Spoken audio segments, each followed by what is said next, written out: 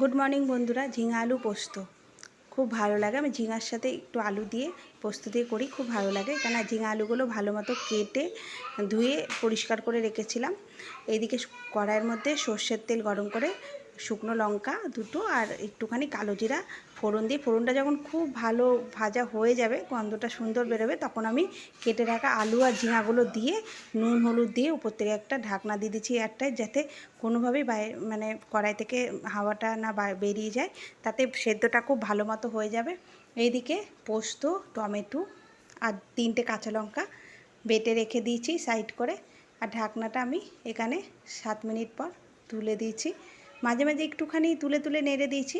এই দেখো জলটাও শুকিয়ে গেছে, আলু ঝিঙা সমস্তটাই ভালো মতো সেদ্ধ হয়ে গেছে অলরেডি।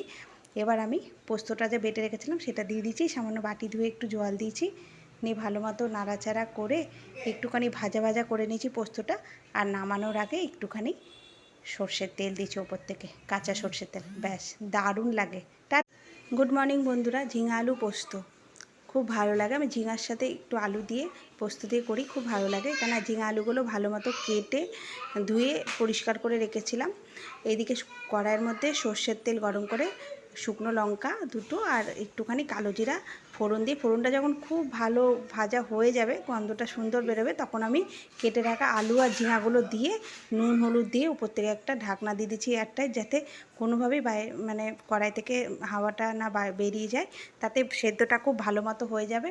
এইদিকে পোস্ত, টমেটো আর 3টে কাঁচা লঙ্কা বেটে রেখে দিয়েছি সাইড করে, আর ঢাকনাটা আমি এখানে 7 মিনিট পর তুলে দিয়েছি। মাঝে মাঝে একটুখানি তুলে তুলে নেড়ে দিয়েছি।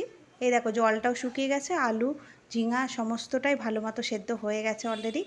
এবার আমি পোস্তটা যে বেটে রেখেছিলাম সেটা দিয়ে দিয়েছি, সামান্য বাটি ধুয়ে একটু জল দিয়েছি, নিয়ে ভালো মতো নাড়াচাড়া করে একটুখানি ভাজা ভাজা করে নিয়েছি পোস্তটা। আর নামানোর আগে একটুখানি সর্ষের তেল দিয়েছি ওপর থেকে, কাঁচা সর্ষের তেল, ব্যাস দারুণ লাগে।